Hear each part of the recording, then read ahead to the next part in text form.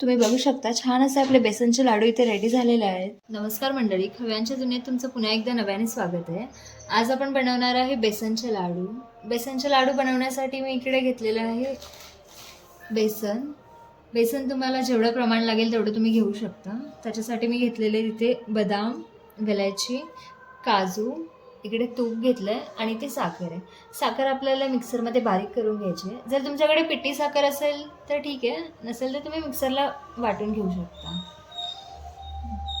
लाडू बनवण्यासाठी आपल्याला सर्वप्रथम कढईमध्ये तूप गरम करून घ्यायचं आहे।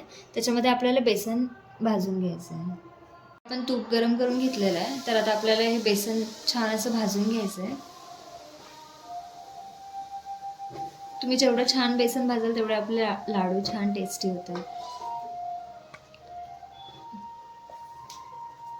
आपल्याला छान असं बेसन तुपामध्ये भाजून घ्यायचं आहे। आपल्याला ह्याच्यामध्ये तेलाचा वापर किंवा डाळड्याचा वापर करायचा नाही आहे।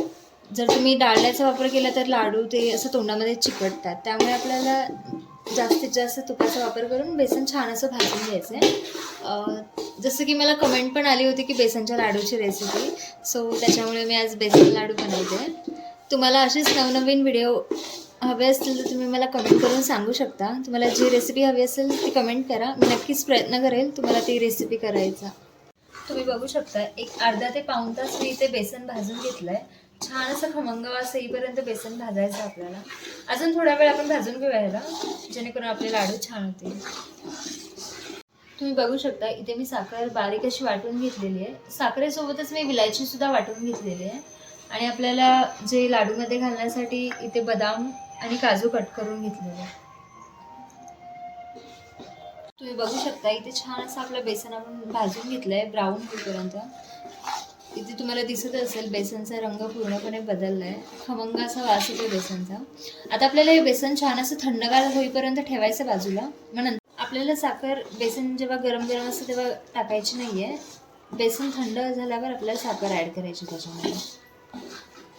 तुम्ही बघू शकता इथे आपण भाजून घेतलेलं बेसन पूर्णपणे थंड होऊ दिलं आपण। आता ह्याच्यामध्ये आपण जी वाटलेली साखर ॲड करून घेऊया।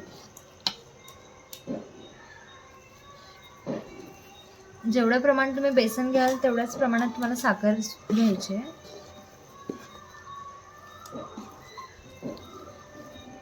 आपण कट करून घेतलेले ड्रायफ्रुट्स आपण यात ॲड करून घेऊया। काजू, बदाम, जर तुम्हाला किशमिश ॲड करायची तर करू शकता, मी केले नाही तिथे।